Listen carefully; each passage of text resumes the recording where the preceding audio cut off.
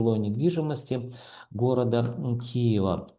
Перед вами, друзья, карта центральной части Украины, куда входят 5 крупных областных городов, центров. Сегодня мы говорим о городе Киеве. Период сравнения будет у нас на данном слайде. Это колебательные процессы. Сравниваем январь месяц с февралем месяцем 2026 года. Итак, население, друзья, довоенное 2 миллиона 950 тысяч. Ну вот, давайте порассуждаем сначала о населении. Почему? Потому что мы же говорим о рынке недвижимости, а рынок недвижимости это равняется люди, которые живут в этой недвижимости. По-другому не бывает.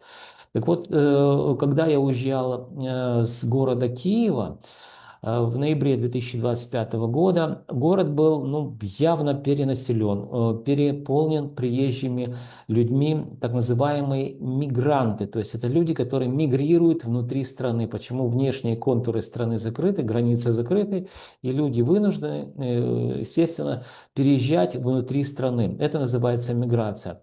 То есть, по моему предположению, было порядка, может быть, даже 3 миллиона 400 тысяч. То есть, очень много машин, очень много людей визуально было на улице, в метро, в городском транспорте и так далее. То есть я достаточно давно живу в Киеве, жил в Киеве. Я, в общем-то, могу отличить общее количество людей, хотя бы визуально, оно увеличилось.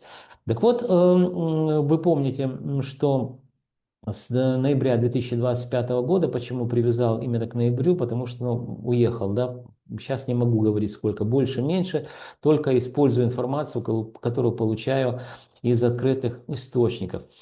Как только начались массовые обстрелы всех крупных областных городов центра, включая Киев, по-моему, это месяц назад, да, Кличко, если ошибаюсь, напишите, но тут же не суть важно, месяц назад или полтора, заявил, что порядка полмиллиона людей выехало из города Киева. Я понимаю, что они по мобильным телефонам, в принципе, это можно следить несложно. То есть, предположим, что довоенное население 3 миллиона, потом, как я говорю, приехало полмиллиона, 3,5 миллиона. То есть, скорее всего, сейчас осталось в городе Киеве довоенное население где-то 2 миллиона 900 тысяч. Я так это предполагаю. Если не прав, напишите. В Киеве друзей много осталось, живут. Как ваше, так сказать, соображение на это? Сколько больше людей, чем до войны, или меньше осталось в Киеве. Дальше. Количество предложений. Мы говорим о рынке жилой недвижимости. Это первичный, вторичный рынок. В феврале месяце мы зафиксировали, это я и компания Lim Consulting, чтобы вы понимали, у меня не раздвояется личность, да, то есть у меня все нормально с этим. Поэтому я наблюдал на рынке количество предложений благодаря статистическим данным, которые предлагает мне любезная компания Lim Consulting, которая обрабатывает, естественно, программа Olymp News, разработчиком, скажем так, и собственником, которой являюсь я. То есть у меня есть авторское право и патент на данный программный продукт. Итак, 64 800 объектов жилой недвижимости было выставлено для продажи в феврале месяце. И это показало нам на 0,3% меньше, чем это было в январе. Здесь все очень просто, друзья, объясняется. Нет в разведке электричества, значит, что нет интернета. Совершенно верно. Поэтому мы декабрь, январь, февраль, уже 3 месяца констатируем факт, что предложения уменьшаются, люди банально не могут отсутствие электричества выставить в интернет для продажи свою недвижимость. Или не свою, там риэлторы выставляют. То есть мне это напоминает очень хорошо 90-е годы, как только Украина стала независимой, тогда интернета не было. И даже не в каждом доме, кстати, телефоны были. Вот эти телефоны, я имею в виду проводные, которые.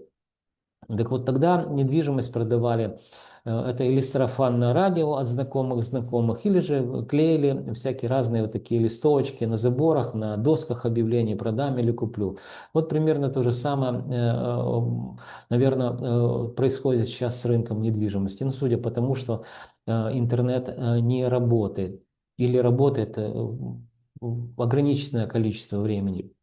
Итак, дальше, друзья, социальное жилье. Социальное жилье – это вторичный рынок. Буду говорить только в процентном соотношении, что произошло. Снижение минус 0,19% за месяц. Квартиры эконом-комфорт бизнес-класс подорожали, друзья, на 0,14%. Хочу обратить ваше внимание, друзья, и сделать акцент на этом. Впервые в январе месяце и уже теперь в феврале месяце мы увидели незначительное снижение стоимости квадратного метра. В данном случае социальное жилье – это самый недорогой сегмент рынка недвижимости. Также подешевел самый дорогой сегмент рынка недвижимости впервые. Это за год, который вы можете посмотреть предыдущие видео.